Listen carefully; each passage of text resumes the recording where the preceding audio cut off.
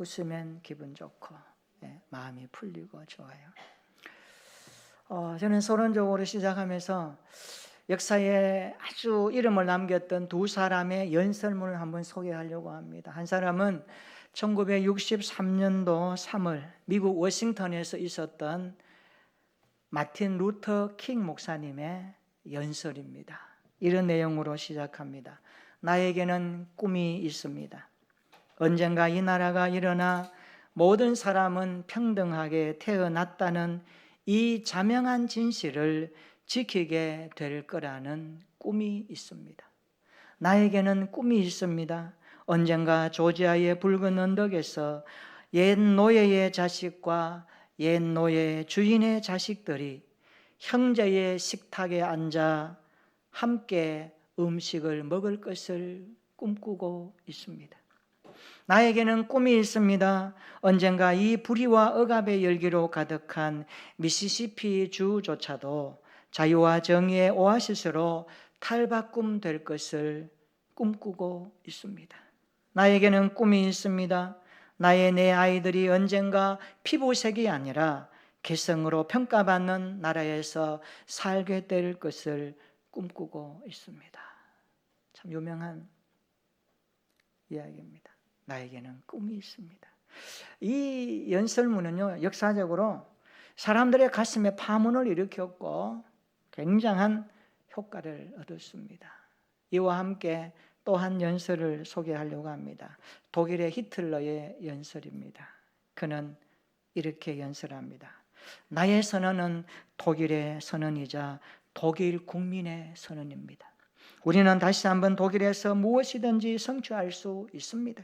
지난 수년 동안 독일 국민이 세계 어느 민족보다 부끄러움이 없다는 것을 증명했습니다. 가장 훌륭한 도로를 만들고 대규모 산업단지도 건설하고 새로운 제품도 발명하고 거대한 주택단지도 건설하고 있습니다. 식민지 역시 확보할 것이고 이미 몇 곳을 확보해 두었습니다. 지난 3년간 우리 민족의 업적은 다른 민족에 뒤지지 않았습니다. 만약 여러분이 내가 잘해왔다고 생각한다면 부디 나에게 찬성표를 던져주시기를 바랍니다. 내가 여러분을 위해 일어섰던 것처럼 여러분도 함께 일어서 주실 것을 부탁합니다. 이런 내용인데요. 지금도 마틴 루터 킹 목사님의 그 유명한 연설문은 회자되고 있고 세계 인권 운동가로 역사는 평가합니다. 피부색이 아니라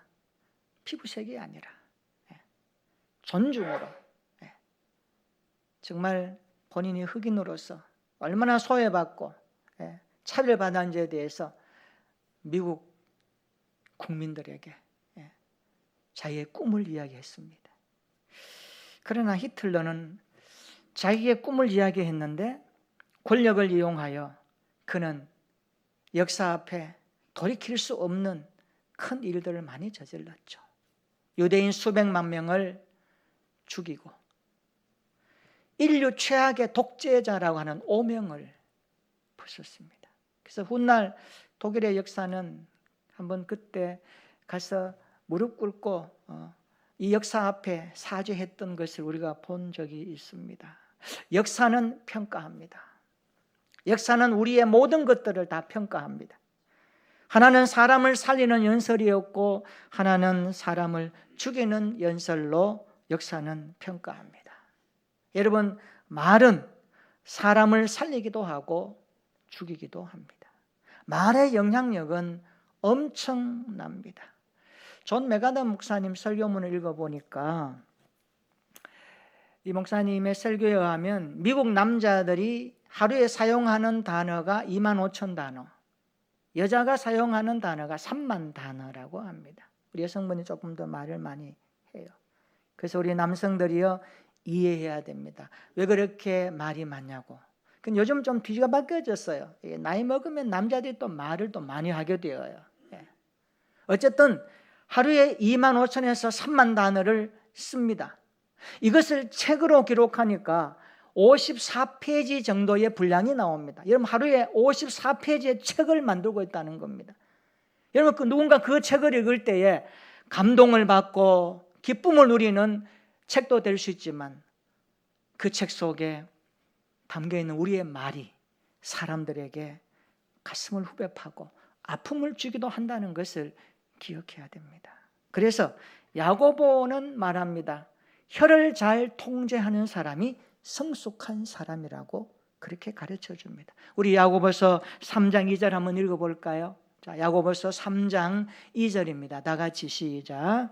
우리가 다 실수가 많으니 만일 말에 실수가 없는 자라면 곧 온전한 사람이라 능히 온몸도 굴레 씌우리라. 아멘. 야고보는 말에 실수가 없는 자라면 온전한 사람이라. 이 온전한 사람이라 이 말은 완벽하다는 게 아닙니다. 성숙한 사람이라는 뜻입니다. 성숙한 사람인데 말 속에는 그 사람의 됨됨이 모든 것이 다 들어가 있습니다. 그래서 야고보는 이렇게 경고합니다. 한번 읽어볼까요? 야고보서 3장 6절 한번 읽어봅니다. 야고보서 3장 6절입니다. 시작. 혀는 고 불이요 불의의 세계라.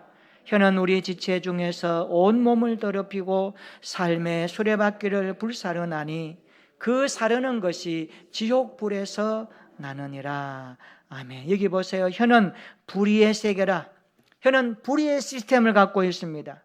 혀는 불이라는 거대한 시스템의 핵심입니다. 온 몸을 더럽힙니다. 온 몸을 시커먼 연기로 걸리게 할 수 있다는 겁니다. 혀는 삶의 수레바퀴를 불사릅니다. 여러분 인생의 수레바퀴를 우리가 굴리며 살아가잖아요. 우리 인생의 코스 전체를 불사른다는 겁니다. 혀는 우리 인생 코스에 들어가 있는 개인과 가정과 학교와 교회와 나라와 세상과 열방을 불태울 수 있다라고 말씀하고 있습니다. 굉장히 무서운 말씀입니다. 계속해서 보세요. 혀는 그 사르는 것이 지옥불에서 나온다 그랬습니다. 지옥은 게헨나라는 단어를 씁니다. 게헨나. 예루살렘 남쪽에 가면 게이 흰놈이라고 하는 흰놈의 골짜기가 있습니다. 흰놈의 골짜기. 그곳에는 과거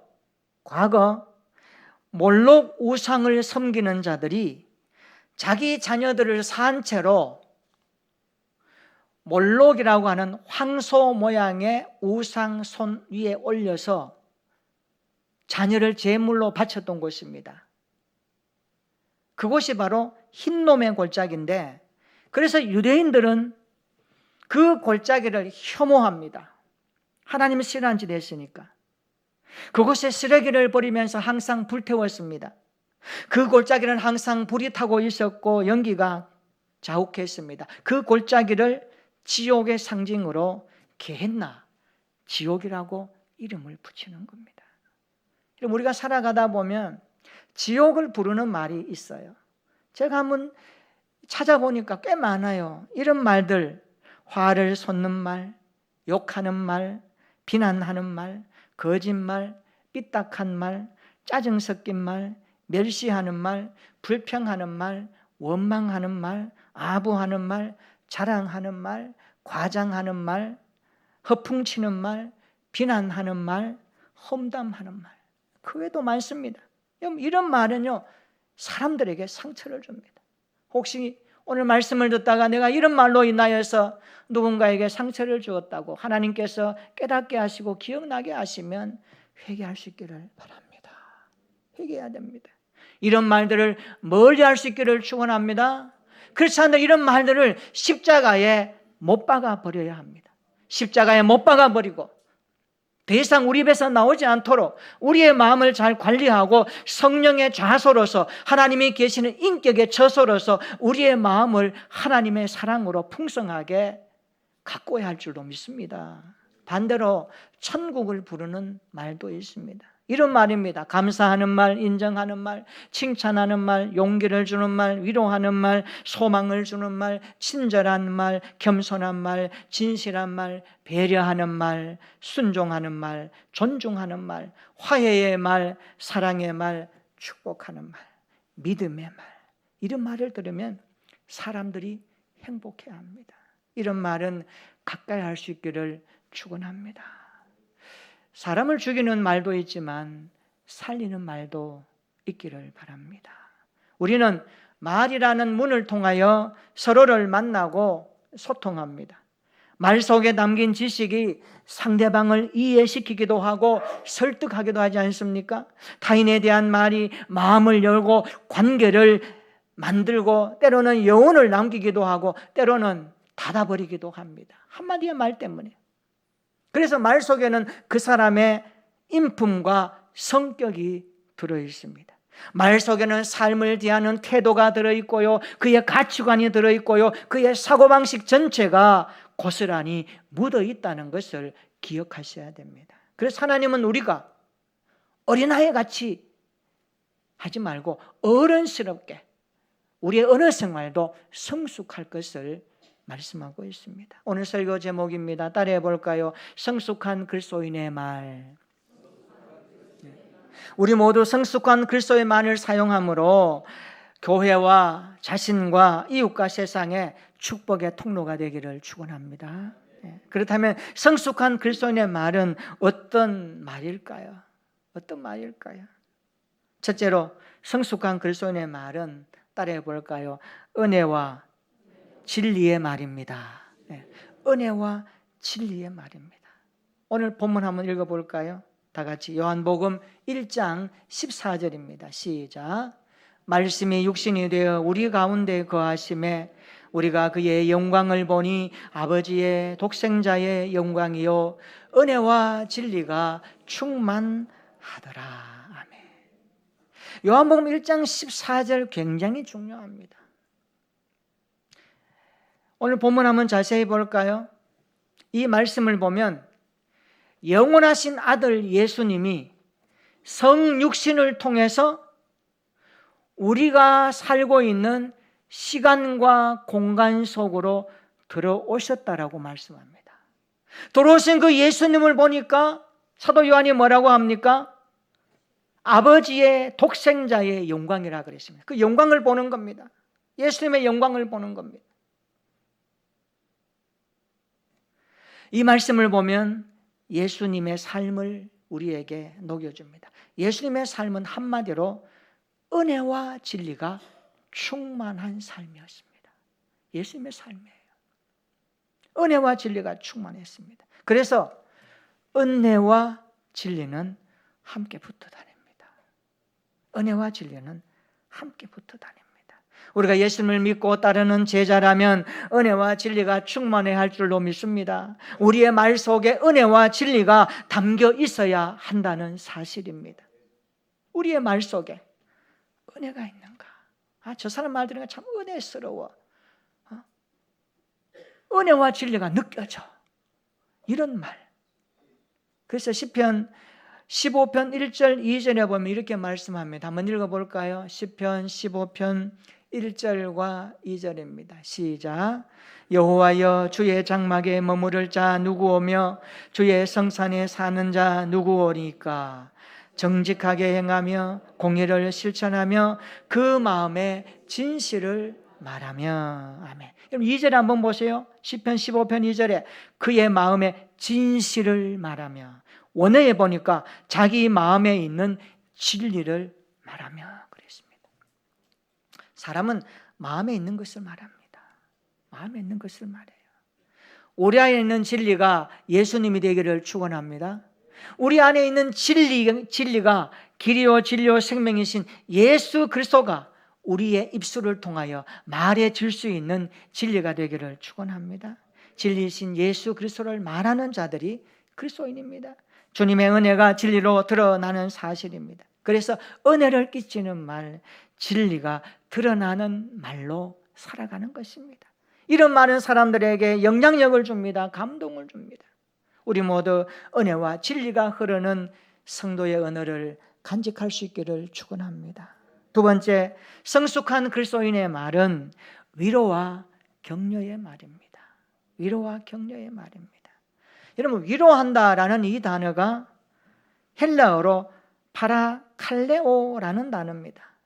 뜻은 자기 곁으로 도와줄 사람을 부를 때 쓰입니다. 파라칼레오 그러면은 나한테 좀 와서 도와주시오 이런 의미입니다. 그런데 이 위로하다, 이 파라칼레오 이 단어에서 보혜사 파라클레토스라는 단어가 나왔습니다. 그러니까 보혜사 성령님은 위로자이십니다. 여러분 위로 이 단어를 한글 사전에 보니까 이렇게 풀이를 했습니다. 고달픔이나 괴로움을 풀도록 따뜻하게 대하다. 따뜻하게 대하다. 여러분 오늘 우리 사회 한번 보십시다. 우리 주변의 이웃들 한번 보십시다. 고달픔과 괴로움 때문에 마음이 힘들고 삶이 팍팍해서 요즘 이런 말이 있더라고요. 살아있는 것만으로도 감사해야 된다. 살아있는 것만으로도 감사해야 된다. 예. 그만큼 우리 시대가 팍팍하다는 겁니다. OECD 국가 중에 우리나라가 자살률이 제일 1위 아닙니까? 왜 그럴까요?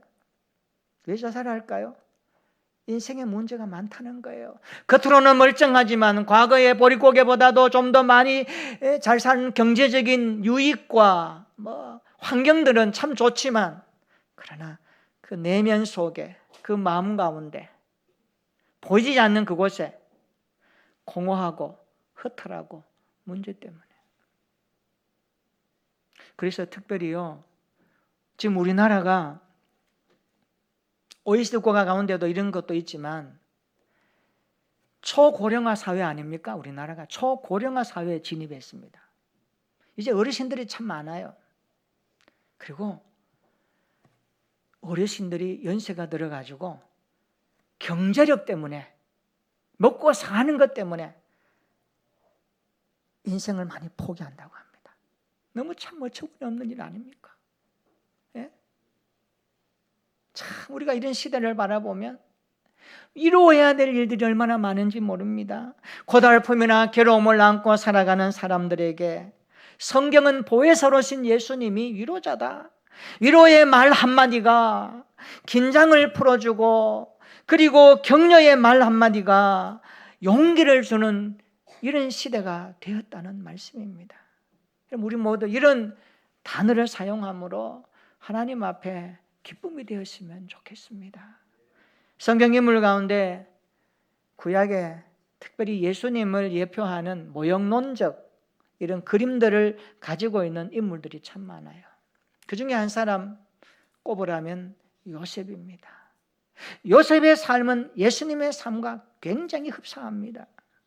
요셉은 아버지 야곱으로부터 특별한 지극한 사랑을 받았습니다. 오죽했으면 야곱이 요셉에게 채색 옷을 지어 입힐 정도로 우리 예수님도 아버지의 사랑을 독차지하셨습니다.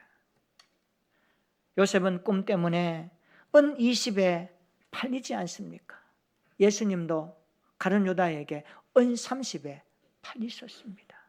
보디발의 집에서 요셉은 억울한 고난을 받고 시험을 받습니다. 그리고 억울하게 감옥에 들어갑니다. 예수님의 삶이 그랬습니다. 예수님은 죄가 없음에도 불구하고 우리의 죄를 짊어지시고 억울하게 침뱉음 당하고, 얼마나 복음서 읽어보면요, 예수님이 억울한 삶을 사셨는지 모릅니다. 죄 없음에도 불구하고. 근데 요셉은 어떻습니까? 애굽의 총리로 올라갑니다. 이것을 가리켜서 예수님의 그 승기와 이렇게 비교하기도 합니다. 그리고 생명을 살리는 7년 그 흉년에 사람들이 먹을 것이 없을 때 7년 풍년의 곡식을 비축해서 온 나라 사람들이 애굽으로 몰려 들어와서 요셉에게 절을 하며 요셉은 곡간을 열고 사람을 살리는 사람으로 씌어집니다. 요셉은 자신을 죽이려고 팔아버린 형들을 뒤에 보면요, 창세기에 50장에 가면 그는 용서하기 시작합니다. 두려워하는 형들 앞에 요셉은 위로와 격려의 말로 안심시킵니다. 한번 찾아볼까요? 우리 창세기 50장 21절 한번 찾아보십시다. 창세기 50장 21절에 요셉의 인품을 우리가 볼 수 있습니다. 다 같이 읽어봅니다. 시작. 당신들은 두려워하지 마소서. 내가 당신들과 당신들의 자녀를 기르리이다 하고 그들을 간곡한 말로 위로하였더라. 아멘. 여러분, 이 창세기 50장 21절 이 상황이 지금 어떤 상황이냐 하니까 아버지 야곱이 죽어버렸습니다. 없습니다. 야곱이 없습니다. 그래도 아버지의 그늘에 있던 형제들은 그래도 아버지의 후광에서 요셉에 대한 안심을 좀 했습니다. 아버지가 있으니까. 그런데 아버지가 사라졌어요. 기댈 곳이 없습니다. 그늘이 사라졌습니다. 지금 애굽에 갔습니다. 요셉 앞에 있는 겁니다. 알고 보니 요셉이 과거에 자신들이 팔아버렸던 그 동생이었습니다. 죽었는 줄 알았는데 살아 멀쩡히. 당시 애굽은요 세계 최고였습니다. 그 부의 명성은요, 요셉은 애굽의 2인자 아닙니까? 바로 다음 아닙니까? 바로가 인장 반지까지 주면서 모든 것을 요셉과 의논하라고 하면서 다 맡겼습니다. 어찌 보면 1인자로 할 수 있습니다. 실세입니다. 그런 요셉을 만났던 형들이 두렵지 않겠습니까? 보복당할까 봐. 우리가 너에게 했던 그거, 사람은요 내가 한 행동에 대해서 상대방이요 상처받고 고난받고 억울함 받으면 평생 기억하거든요. 기억합니다. 어쩔 수 없어요. 근데 시간이 가면서 조금 기억을 조금 이렇게 걷어내죠. 근데 다 남아있어요. 이게 아픔이거든요. 요셉에게 없었겠습니까? 아버지 야곱은 없습니다. 형들이 두려워 떨고 있습니다. 요셉이 형들에게 하는 이야기입니다. 형님들 두려워하지 마세요. 저는 형님들 보복하지 않습니다. 걱정하지 마세요. 제가 형님들 조카들 다 먹여 살리겠습니다. 나 그만한 사람이 있습니다. 하나님의 은혜로 여기까지 오게 하셨습니다. 그 은혜를 담아내며 형들을 위로하고 격려하는 요셉의 성품입니다. 참 놀랍죠. 이쯤 되면 보통 사람들이 두 가지가 나와요. 그래, 나 한번 맛봐라. 내가 얼마나 힘들었는지. 고소하게 보복하는 시대 세상에 많습니다. 그러나 성경은 그렇게 하지 마라 그래요. 요셉을 통해서 말씀하는 게 뭡니까? 오늘 두려워 떨고 있고 고난 앞에 어려워하고 있는 자들에게 너희 인생들이 예수 믿는다면, 하나님의 자녀라면, 너희 입술을 주신 하나님을 믿는다면 너희는 위로와 격려의 사람으로 쓰임받아야 되지 않겠니? 오늘도 세상 가운데 어렵고 힘들어하는 사람들에게 위로자가 되면 어떻게 좋겠지 않겠니? 격려가 되면 얼마나 좋겠는가? 이 사실을 우리에게 메시지로 전하고 있습니다. 오늘 우리의 말은 어떻습니까? 위로와 격려의 말로 쓰임받고 있습니까? 이 말씀이 여러분의 인생에 귀하게 쓰임받는 단어가 되었으면 좋겠습니다. 성숙한 그리스도인은 위로의 사람입니다. 격려의 사람입니다. 위로와 격려는요, 크리스찬들에게 몸에 배어있는 습관이 되어야 된다고 저는 확신합니다. 왜요? 오늘 우리 시대에 위로자들이, 위로받아야 될 사람들이 많고요, 격려받아야 될 사람이 너무 많기 때문에 그렇습니다. 누가 성숙한 그리스도인의 언어를 사용할까요? 은혜와 진리를 담아낼 뿐만 아니라 위로와 격려의 말로 사람들에게 용기를 북돋아주는 하나님의 사람들이 되시기를 예수님의 이름으로 축원합니다. 오늘 점심 먹을 때에 이런 용어들을 좀 사용하십시오. 위로와 격려의 말로 용기를 주십시오. 이런 은혜가 있기를 예수님의 이름으로 축원합니다. 세 번째, 성숙한 그리스도인의 말은 치유와 회복의 말입니다. 마태복음 8장에 보면 예수님께서 육체의 질병을 많이 고쳐주셨습니다. 예수님 가시는 곳에는 사람들이 많이 몰려들었습니다. 나병 환자를 고치시고, 백부장의 하인을 고치시고, 베드로의 장모가 열병으로 누워있을 때에 예수님이 고쳐주십니다. 뿐만 아니라 많은 사람들이 귀신 들려있을 때에 예수님께 와서 고침을 받습니다. 그들에게 예수님은 인생의 터닝 포인트였습니다. 예수님께서 가버나움에 들어가실 때 한 백부장이 예수님께 달려옵니다. 이런 백부장은 로마 군대에서 백부장은요 100명의 군사를 지휘하는 지휘관입니다. 요즘으로 말하면 한 중대장 정도 되겠죠. 중대장. 한 백부장이 예수님께 나와 말하면, 예수님, 내 하인이 중풍병이 들었습니다. 예수님께 간구합니다. 그러니까 예수님 뭐라고 하시죠? 내가 가서 고쳐주겠다고, 가자고. 이런 예수님의 반응을 보이십니다. 그때 백부장은 예수님이 가서 고쳐주겠다고 할 때에 알겠습니다, 가시죠 안 했습니다. 마태복음 8장 8절에 보니까 이렇게 반응합니다. 한번 읽어볼까요? 마태복음 8장 8절입니다. 시작. 백부장이 대답하여 이르되 주여 내 집에 들어오심을 나는 감당하지 못하겠사오니 다만 말씀으로만 하옵소서. 그러면 내 하인이 낫게 사옵나이다. 아멘. 예수님은 이 백부장의 이야기를 들으시고 그 다음 보면 예수님 이렇게 말씀하셨습니다. 이스라엘 중에 아무에게도 이만한 믿음을 내가 보지 못했다. 그러니까 이 백부장의 믿음이 굉장히 귀한 믿음이라고 예수님이 칭찬하셨습니다. 그러면 백부장의 믿음이 어떤 믿음이었길래 주님이 칭찬하실까? 저는 문맥으로 살펴보면 몇 가지로 요약됩니다. 백부장은 예수님의 치유와 회복의 말씀을 그대로 믿었습니다. 백부장은 예수님이 말씀하시면 그대로 된다는 것을 믿었습니다. 예수님이 말씀하시면 시간과 공간을 초월하여 역사한다는 사실까지 믿었습니다. 지금 예수님 여기서 말씀만 하셔도 거기 있는 누구요? 자기 하인이 고침받을 것을 확신했습니다. 그래서 예수님 내 집에 가실 필요 없습니다. 여기서 말씀만 하시면 즉시 낫겠습니다. 그러니까 예수님 뭐라고 하십니까? 가라, 내 믿음대로 될지어다. 할렐루야. 얼마나 놀랍습니까? 우리 같으면 예수님 가십시다. 가서 예수님한테 할 이야기도 좀 많고 이거 좀 하고 싶은 것도 많을 텐데 아마 그래 했을 거예요. 제가 질문해 볼까요? 여러분이 백부장이라면 예수님이 가자, 너 가정의 문제, 자녀 문제, 인생 그래 이야기 내가 들었으니까 가자, 내가 다 정리해 줄게 하실 때 뭐라고 하시겠어요? 1. 예수님 당장 가십시다. 2. 아닙니다, 말씀만 하옵소서. 1번 하시겠어요? 2번 하시겠어요? 솔직해 봅시다.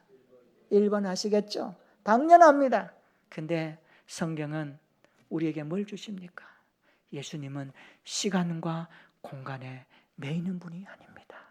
지금 여기서 기도하면, 우리가 예수님의 이름으로 기도하면 거기 있는 우리의 태신자들이 하나님의 작업하심 가운데 놀라운 은혜가 임하여 변화될 것을 믿습니다.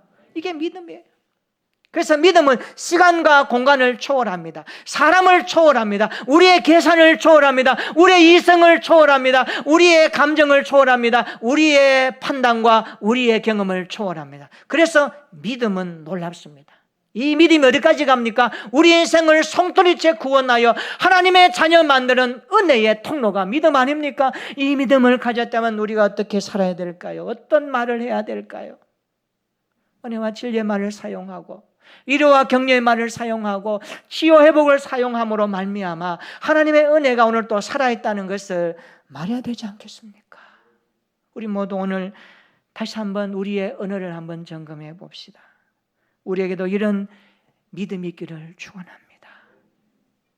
우리에게도 백부장의 믿음이 있었으면 좋겠습니다. 주님 말씀만 하십시오. 우리가 기도할 때에 주님 말씀만 하십시오. 나에게 깨닫게 해주십시오. 그러면 되겠습니다. 그럼 우리의 마음이 새로워지고요, 우리의 삶의 관점이 새로워진다는 사실입니다. 여러분, 조선시대 다산정약용, 목민심서 유명하죠. 우리가 알려지지 않아 그런데 다산정약용은요 75년을 살았는데 40세부터 58세까지 18년 동안 유배 생활을 했습니다. 유배지 알죠? 유배는요 고통스럽습니다. 차단되었고요. 요한계시록을 쓴 사도 요한도 밤모섬에 유배 갔잖아요. 황제의 한거에서 복음 전하다가 얼마나 고통스러웠겠습니까? 18년 동안 다산정약용이 유배 생활을 했는데, 그런데요 그런 어려운 가운데도 그는요 500권이 넘는 책을 썼습니다. 여러분 안 놀라시는군요. 책 한 권 쓸 수 있겠나요? 평생 동안 못 씁니다. 500권을 썼어요. 대단합니다. 책을 굉장히 많이 읽었습니다. 1820년에 정약용 선생이 속담을 집대성한 책 한 권을 썼는데 이담속찬이라는 책이 있습니다. 이담속찬. 그러니까 속담을 집대성해서 풀이하고 했는데 거기에 보면 이런 단어가 나옵니다. 오늘 본문을 읽으면서 이 단어가 생각났습니다. 혀 밑에 도끼가 있다. 혀 밑에 도끼가 있다. 짧은 단어지만 울림이 오지 않습니까? 무슨 뜻입니까? 내 말이 도끼가 되어 상대방에게 아픔을 주지 않도록 조심하라는 겁니다. 조심하라는 겁니다. 결국 말은 무심코 던졌을지라도 상대방에게 깊은 상처로 남을 수 있다는 점을 일깨워주는 단어 아닙니까? 혀 밑에 도끼가 있다. 그래서 야고보 사도는 말합니다. 야고보는 혀를 통제하는 사람이 성숙한 사람이라. 성숙한 사람이라. 말 속에는 그 사람의 인품이 성격이 들어있습니다. 말 속에는 삶을 대하는 태도와 가치와 사고방식까지 고스란히 묻어 있습니다. 은혜와 진리의 말로 더욱 성숙해져 갔으면 좋겠습니다. 위로와 격려의 말로 서로에게 힘이 되었으면 좋겠습니다. 치유와 회복의 말로 우리의 신앙생활이 더욱더 건강하게 빚어졌으면 좋겠습니다. 따라해 볼까요? 은혜와 진리의 말을 하겠습니다. 위로와 격려의 말을 하겠습니다. 치유와 회복의 말을 하겠습니다. 저는 이 말씀을 여러분에게 전하면서 나 자신부터 우리 성도들이 오늘 설교 이후에, 오늘 예배 이후에 우리의 신앙이 한 단계 더 자라갔으면 좋겠습니다. 우리의 말의 수준이 한 단계 더 성숙했으면 좋겠습니다. 우리의 생각의 언어가, 우리의 가슴의 언어가 밖으로 표현될 때에 정말 예수 믿는 사람다운 성숙함의 모습으로 빚어졌으면 좋겠습니다. 은혜와 진리의 말을 합시다. 위로와 격려의 말을 합시다.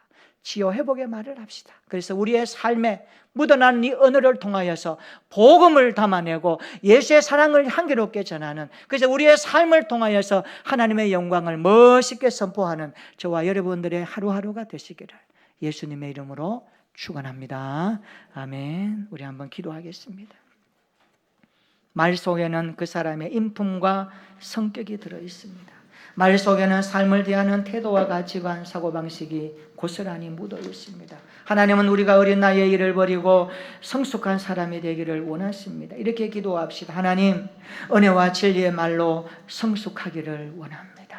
은혜의 말을 하게 하옵소서. 진리의 말을 하게 하옵소서. 혹시 은혜를 가리고 진리를 막는 말을 했다면 회개하게 하옵소서. 위로와 격려의 말로 서로에게 힘이 되게 하옵소서. 교회를 세워가는 위로와 격려의 말이 되게 하옵소서. 치유와 회복의 말이 흐르는 신앙생활이 되고 싶습니다. 혀를 잘 통제함으로 더욱 성숙한 말로 자신도 살리고 교회도 살리고 세상을 살리는 복음의 통로가 되기를 위해서 오늘 말씀 붙들고 함께 기도합니다. 전능하신 하나님 아버지 감사합니다.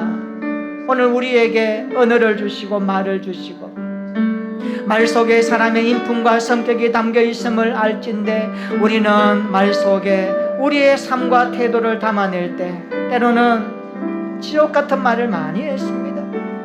용서하여 주시고 불쌍히 여겨주시고 기분으로 말했고 유연을 따라 말했고 상대방에게 아픔을 주는 말들이 많았습니다. 용서하시고 다시 한번 오늘 이 시간 이후부터 하나님이 주신 언어, 은혜와 진리의 말로 살아갈 수 있도록 주님 붙들어 주시옵소서. 은혜와의 말을 하겠습니다. 진리의 말을 하겠습니다.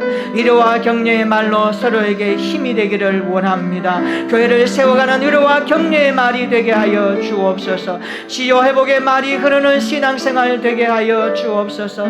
혀를 잘 통제할 수 있도록 성령께 의지하며 살아갈 수 있도록 인도하여 주옵소서. 더욱 성숙한 말로 자신을 살리고 교회를 살리고 세상을 살리는 복음의 통로가 되게 하여 주옵소서. 하나님, 성숙한 그리스도인의 말을 사용함으로 우리의 삶의 하루하루가 존귀하신 예수님의 사랑과 은혜가 흐르게 하시고 이번 한 주간도 만나는 사람들에게 격려와 소망과 힘을 줄 수 있는 귀한 날들이 되게 하여 주시옵소서. 예수님의 이름으로 기도하옵나이다. 아멘. 우리 다 함께 일어나셔서 찬송가 452장을 찬송하십니다.